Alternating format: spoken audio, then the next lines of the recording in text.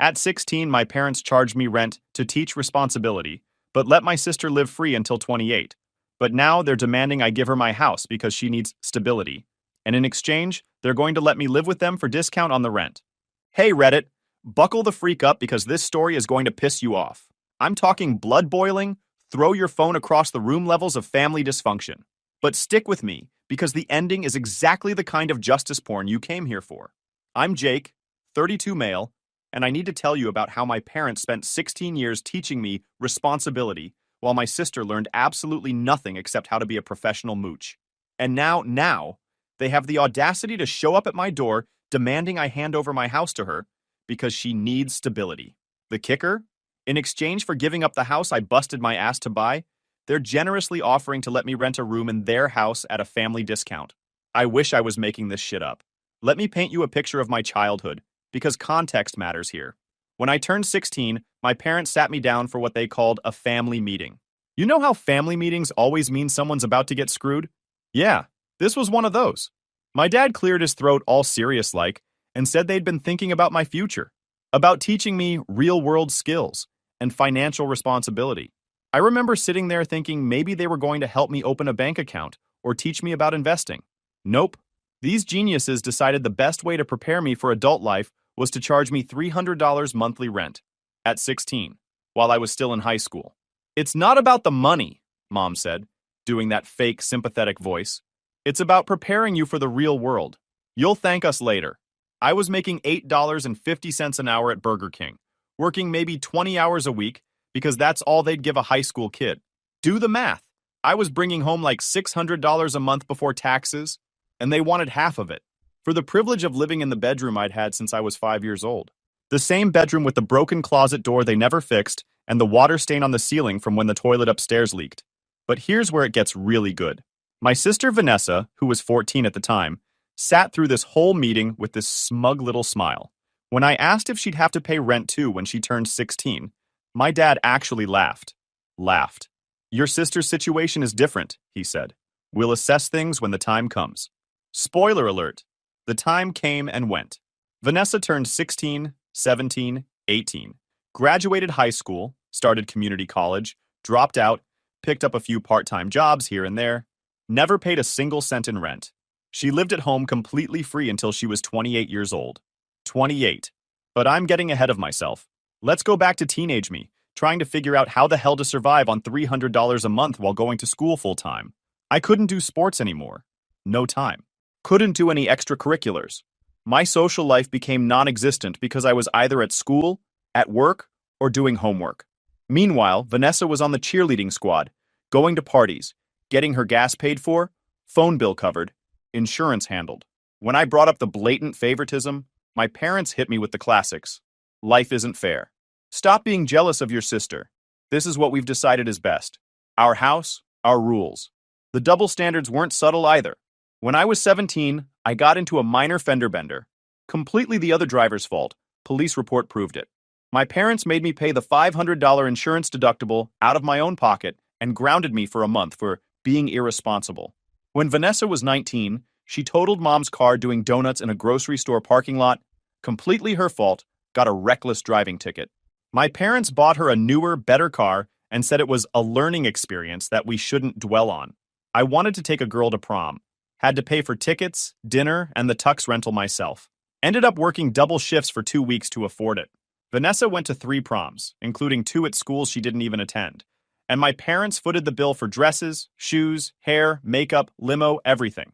When I pointed out the hypocrisy, Mom said, "Prom is more important for girls." It's different. Christmas was always a joke too. I'd get practical gifts. Socks, a new work uniform, maybe a $50 Walmart gift card if I was lucky. Vanessa would get designer purses, expensive electronics, clothes from stores I couldn't afford to walk into. One year, I got a pack of batteries and a $25 Amazon card. Vanessa got a MacBook Pro and AirPods. When I made a comment about it, Dad said, "She needs it for school." She dropped out 3 months later.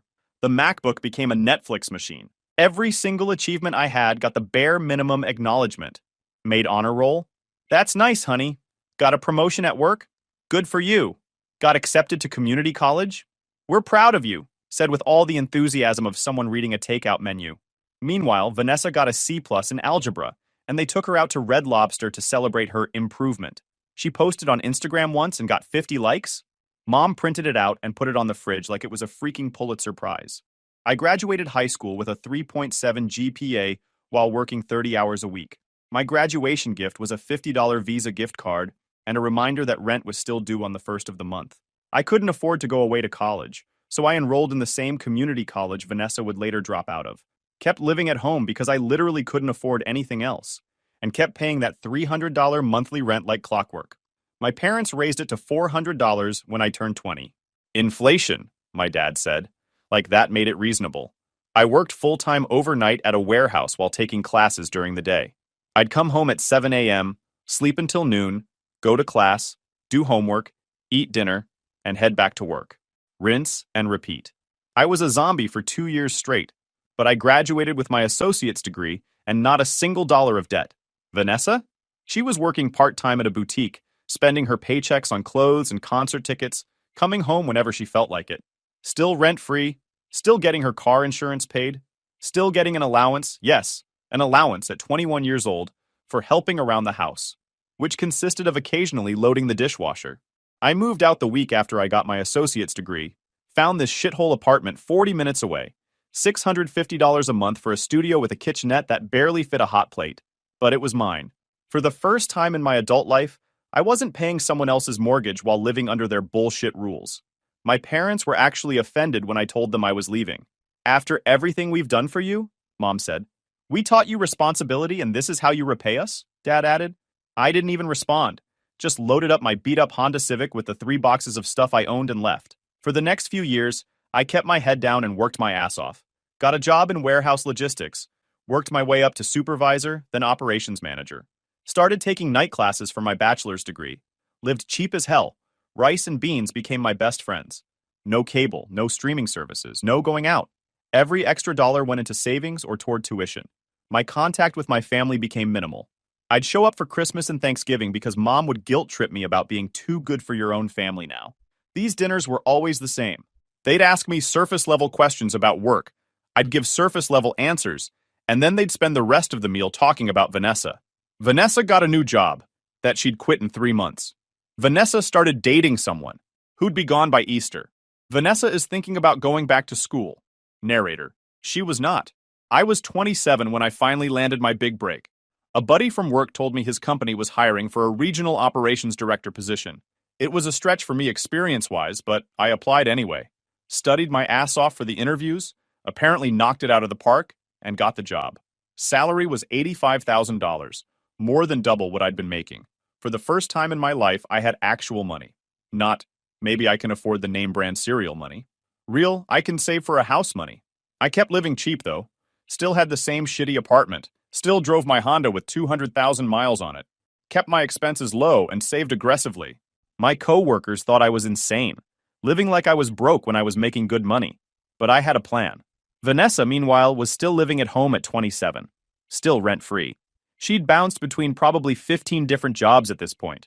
Retail, restaurants, reception work, some kind of social media thing that wasn't actually a job. My parents enabled every single bit of it. She's trying to find her passion, Mom would say. Not everyone's path is the same, Dad would add. When I turned 29, I bought my house.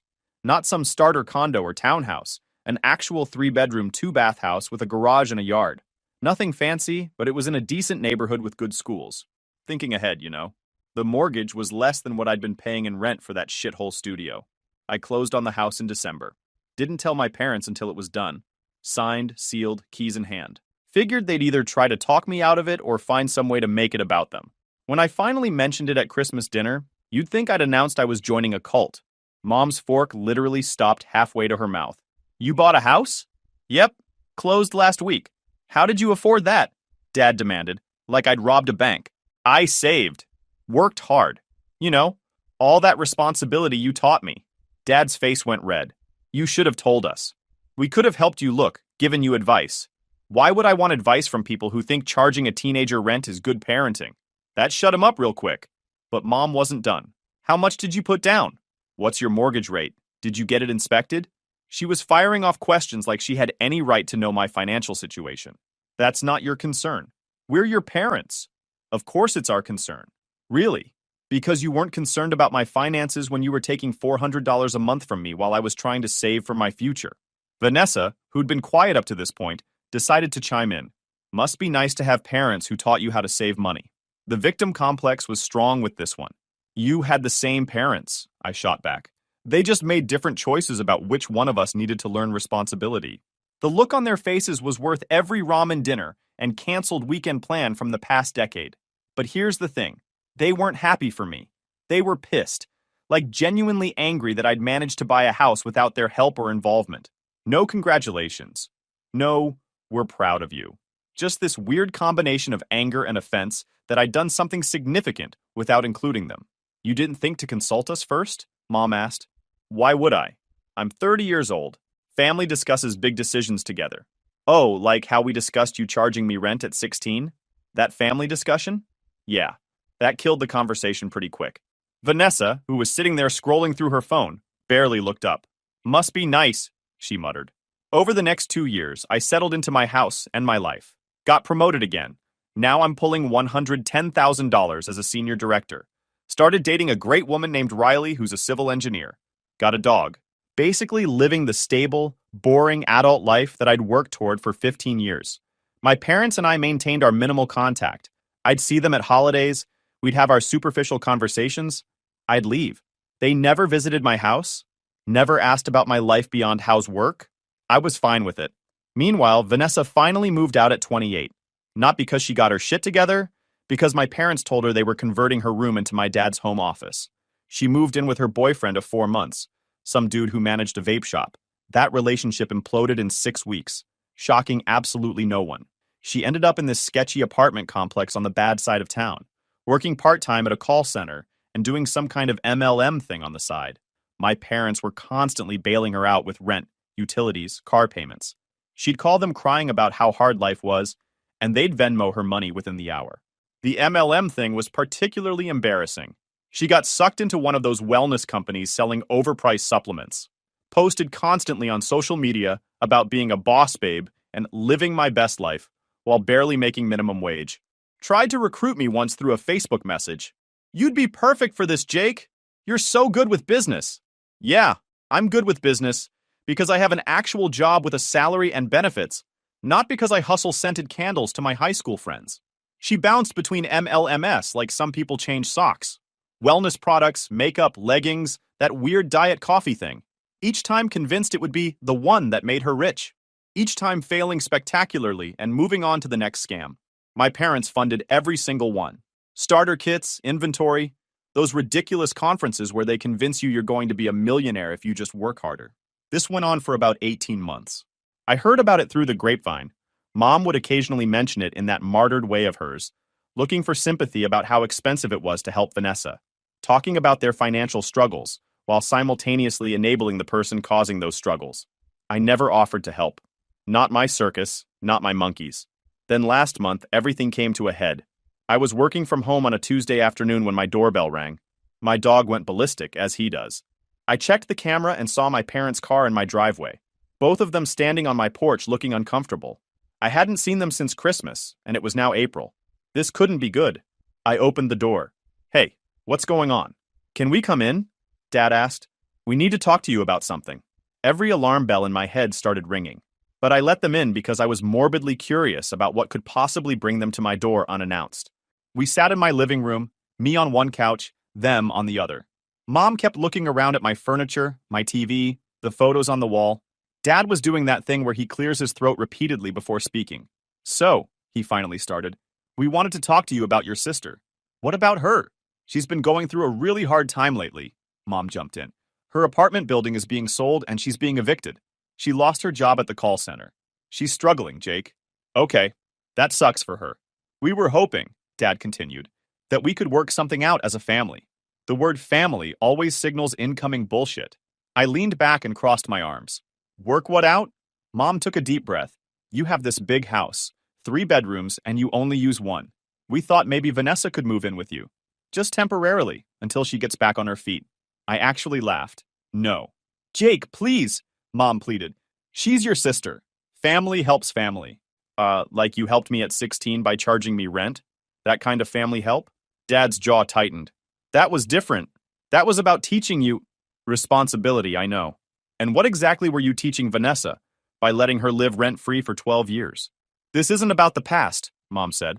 This is about your sister needing help right now. She can get a roommate. Check out some ads.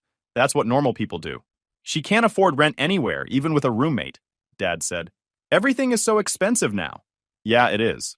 Maybe if she'd learned some financial responsibility earlier, she'd be better prepared for that. The looks on their faces. Man, I wish I'd taken a picture.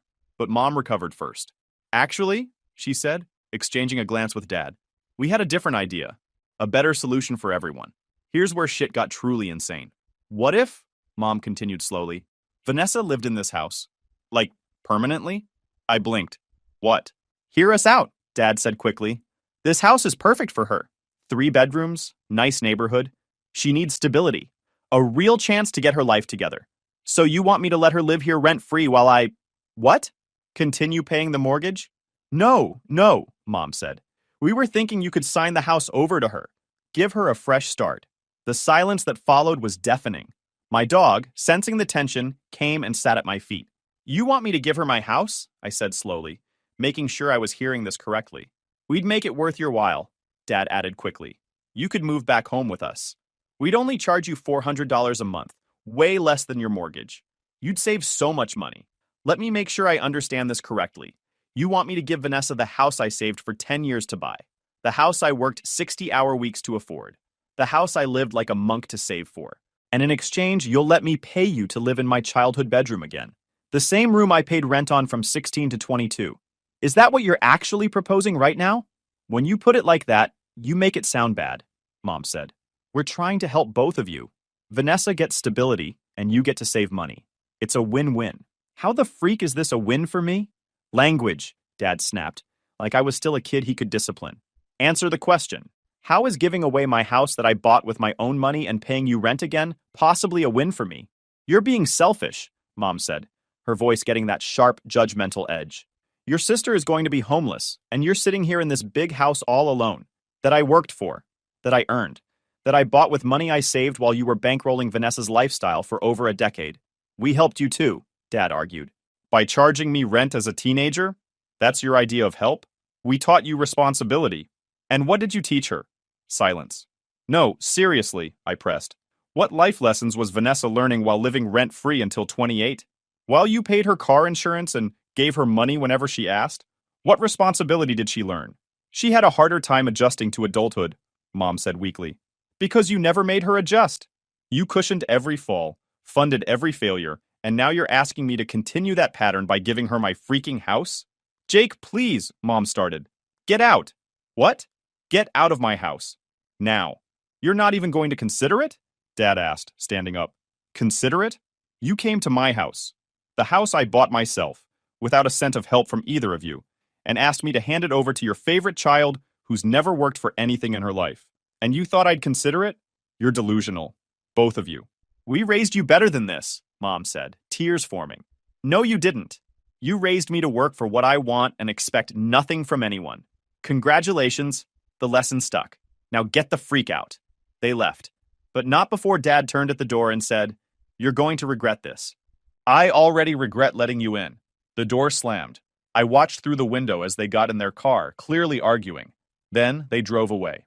I poured myself a drink and sat on my couch for a solid hour processing what had just happened. The sheer audacity. The complete lack of self-awareness. The fact that they genuinely thought I'd go for this insane plan. Riley came over that evening, and I told her everything. She was speechless, then angry, then speechless again. They're joking, right? She finally asked. Like this is some kind of test? I wish. Jake, I don't even have words for how freaked up that is. Welcome to my family. For the next week, my phone blew up. Texts from Mom about how I was tearing the family apart. Voicemails from Dad about how disappointed he was in me. Even got a few messages from Vanessa herself, calling me a selfish asshole who doesn't care about family. The texts from Mom were particularly unhinged. Started off with the standard guilt trip. I didn't raise you to be this cold. Then escalated to straight-up manipulation. I hope you can sleep at night knowing your sister is suffering. By day 3, she was sending me apartment listings with notes like, See? $1,200 per month. She can't afford this. But you could help. Dad's voicemails were this weird mix of disappointment and anger. His voice would crack like he was about to cry. Then he'd get pissed and start yelling about respect and gratitude. One message was literally 7 minutes of him listing everything they'd done for me growing up, conveniently forgetting the part where I paid them thousands of dollars in rent before I was old enough to vote. Vanessa's messages were the most predictable. Pure victim mentality. I can't believe you'd do this to me. I thought you loved me. Mom and Dad are right. You've changed. Like I was the villain in her story for not funding her lifestyle. I blocked them all. Mom, Dad, Vanessa, blocked. Felt freaking great, honestly. Then the extended family got involved. Aunts, uncles, cousins I hadn't talked to in years suddenly had opinions about my obligation to help Vanessa. Group texts I wasn't part of got screenshot and sent to me about what a terrible brother I was being. My Aunt Linda, who I'd maybe spoken to twice in 5 years, sent me this long-ass text about how family is supposed to support each other through hard times. This is the same woman who refused to let her own nephew stay with her for 2 weeks when he was between apartments. But sure, tell me about family support, Linda. Cousin Marcus, who borrowed $2,000 from me 3 years ago and never paid it back, had the balls to text me saying I was acting like money is more important than family. I reminded him about the loan. He said that was different. Of course it was. My other aunt, Patricia, left me a voicemail literally crying about how heartbroken she was that I'd turned my back on Vanessa. She's blood, Jake. Blood! Really touching, Patricia. So touching that you're willing to let her move into your house, right? No? Didn't think so. The group text situation was insane. Someone would screenshot a conversation talking shit about me and send it to me, I guess thinking I'd be shamed into compliance. One thread had my mom saying I forgot where I came from and needed to be reminded about the importance of family. Another had Dad saying I'd always been selfish, and this was just proof. The funny thing? Not one of them offered to let Vanessa live with them. Not one offered to help her financially.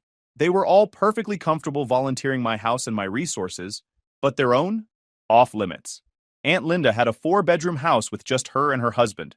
Cousin Marcus had a basement apartment sitting empty. Patricia had a mother-in-law suite over her garage. But none of them stepped up. Easier to pressure me than to actually help themselves. I responded to the family group chat with one message. Anyone who thinks I should give Vanessa my house is welcome to give her theirs. Otherwise, shut the freak up and mind your business. That caused quite the stir. Got me uninvited from a few family events. No big loss. Aunt Linda's husband sent me a private message saying I was out of line and owed everyone an apology. I blocked him too. Cousin Marcus called me bitter and said I needed therapy. This from a guy who'd been engaged 4 times and still lived with his mom at 35. The best part? Uncle Steve told me that after my message, the family group chat went silent for about 6 hours. Then people started quietly dropping out of the conversation. Guess nobody wanted to volunteer their own resources once I called them on their bullshit. 2 weeks later, Mom called from a number I didn't have blocked. I answered without thinking. Jake, thank God. Listen, we need to talk about this situation. There's no situation. The answer is no. It was no then, it's no now, it'll be no tomorrow. Your sister is living in her car right now. Her car, Jake. That sucks. Maybe she should get a job. Maybe 2 jobs. Seems to work for most people. How can you be so cold? How can you be so blind? You created this situation. You raised her to believe she'd always be rescued. Well, congratulations. She's an adult now and still waiting for someone to save her. But it's not going to be me. She's your sister. And you're my parents. And you charged me rent at 16 while giving her a free ride for 12 years. Forgive me if I'm fresh out of family loyalty. What if we made a different arrangement? Mom asked desperately. What if she paid you rent? Like a regular tenant? Does she have money for rent? A job? References? First and last month's deposit? Because those are my requirements for tenants. You know she doesn't. Then I guess she needs to figure it out like everyone else. Jake, I'm done with this conversation. Don't call me again unless it's an actual emergency. And no, Vanessa's self-inflicted problems don't count as emergencies. I hung up. Blocked that number too. A few days later, I got a Facebook message from Vanessa herself. Long, rambling thing about how hurt she was. How she couldn't believe her own brother would turn his back on her. How she'd always looked up to me and thought I was better than this. That last part made me laugh out loud. Looked up to me? She'd spent our entire childhood enjoying advantages I never got, watching our parents bend over backward for her while I worked my ass off, and she thought she looked up to me? I responded with one line. You could have learned from my example at any point. You chose not to. That's not my problem. Blocked her too. Riley asked me one night if I felt guilty. We were sitting on my back deck, watching the sunset. Honestly, no, I told her. I spent 16 years of my life being told my needs didn't matter, that I had to sacrifice for the family, that I needed to be responsible while Vanessa got to be whatever she wanted. I'm done sacrificing. I'm done being responsible for other people's choices. I think you're handling this exactly right, she said. Your family is toxic as hell. Yeah, took me long enough to see it. About a month after the initial blow-up, my uncle Steve, Dad's brother, reached out. He was always the reasonable one in the family. Asked if I'd be willing to meet him for coffee, just to talk. No ambush, no pressure. I agreed, mostly because Uncle Steve had been decent to me growing up. He'd slipped me money for gas a few times when I was struggling. Never told my parents. Good dude. We met at a Starbucks halfway between our houses. He bought the coffee, my first sign this might not be a setup. So, he started once we sat down. Your parents are pissed at me. Yeah? Why? Because I told them they're completely out of line. I nearly choked on my latte. You did? Hell yes, I did. Jake, what they asked you to do is insane. I want you to know that. Thank you. Jesus, thank you. I was starting to think I was the crazy one. You're not. They are. He leaned back in his chair. You know what your dad told me? He said they charged you rent as a kid to teach you the value of money. But the real reason? They needed the money. Your mom lost her job that year, and they were struggling with the mortgage. That hit me like a truck. What? Yeah. They used your rent money to help cover bills. Told themselves it was a valuable life lesson to make themselves feel better about it. Are you freaking kidding me right now? Wish I was. And Vanessa? They let her live free because your mom felt guilty. Thought she'd been too hard on you and wanted to do things differently with your sister. Overcompensated like crazy. So I got screwed because they were broke. And she got spoiled because they felt guilty. That's what you're telling me. That's exactly what I'm telling you. And now they've created this monster who can't function as an adult. And instead of dealing with the consequences of their shitty parenting, they want you to fix it. That's not happening. Good. Don't let them guilt you. You earned everything you have. You don't owe them or Vanessa a damn thing. We talked for another hour. Uncle Steve filled me in on more family drama. Apparently, several relatives thought my parents were way out of line, but didn't want to say anything and rock the boat. Typical family dynamics. Everyone knows something's wrong. Nobody wants to address it. He also told me Vanessa had finally gotten a job, full-time at a call center, different from the last one. Found a roommate situation in a not terrible apartment. Was actually functioning like an adult for the first time in her life. She's pissed at you, Uncle Steve said. Blames you for everything. Of course she does. Taking responsibility would require self-awareness. Fair point, but between you and me, having her support system cut off might be the best thing that ever happened to her. Maybe. Time would tell.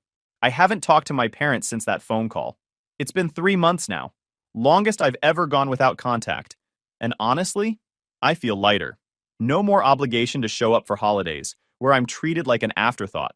No more listening to them praise Vanessa's bare minimum efforts while ignoring my actual accomplishments. No more being the family ATM or safety net. Riley and I are talking about getting engaged. She's moving in next month. We're going to use that third bedroom as a home office. The same bedroom my parents wanted me to give to Vanessa for free. She's been incredible through this whole thing, honestly. Never once questioned my decision. Never suggested I should try to mend fences or give them another chance. She comes from a functional family where people actually respect boundaries. So watching my family's dysfunction unfold was like watching a nature documentary for her. Fascinating in a horrifying way. Your sister is almost 30 and acts like she's 16, Riley said one night after another barrage of guilt trip texts. Your parents enabled that. They're mad because you won't continue enabling it. This isn't complicated. She was right. It wasn't complicated. My family just wanted to make it complicated so I'd feel guilty enough to give in. Riley also pointed out something I hadn't fully considered. If you give her the house, it doesn't end there. She'll need help with property taxes, with maintenance, with utilities. It never ends with people like her. You'd be signing up for a lifetime of funding her existence. Damn straight. Giving Vanessa my house wouldn't have been a one-time gesture of family love. It would have been the start of a never-ending financial obligation. Because Vanessa doesn't just need a house. She needs someone to subsidize her entire lifestyle forever. Work is going great. I'm up for another promotion that would put me over $130,000. Looking at investment properties on the side. Living the life I worked my ass off to build. Riley and I are planning a vacation to Japan next spring. Something I never could have done when I was paying my parents' bills disguised as rent. I ran into an old high school friend last week who asked why I wasn't on Facebook anymore. I deleted it after the family drama. Told him a simplified version of what happened. His response? Dude, your family sounds toxic as hell. Good for you for cutting them off. Yeah, good for me. Update.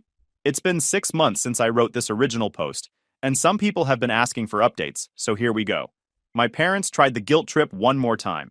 Showed up at my house on Thanksgiving unannounced with Vanessa in tow. I watched from my doorbell camera as they rang 3 times, knocked, rang again. Riley and I were literally inside watching them through the camera, eating Thai food and watching movies. After about 5 minutes, I saw my dad pull out his phone. Mine rang. Didn't answer. Then Riley's phone rang. They'd somehow gotten her number. She answered on speaker. This is Riley. Riley, hi, it's Jake's mother. We're outside the house. We know you both are in there. We just want to talk. He doesn't want to talk to you. Please leave. This is between family. I'm going to be his family soon. And I'm telling you to leave before we call the police for trespassing. You can't be serious. Riley hung up. Looked at me. Should we actually call the cops? Give them 5 minutes to leave on their own. They left in 3. Haven't heard from them since. Uncle Steve told me Vanessa kept the call center job and actually got promoted to a team lead position. She's apparently doing okay, living within her means for the first time in her life. He thinks the tough love approach might have worked. Maybe it did. Not my concern anymore. YouTube just dropped this new hype feature. If you're hooked on this story, smash that hype button. It tells YouTube this video deserves to blow up, and it keeps even crazier stories coming your way.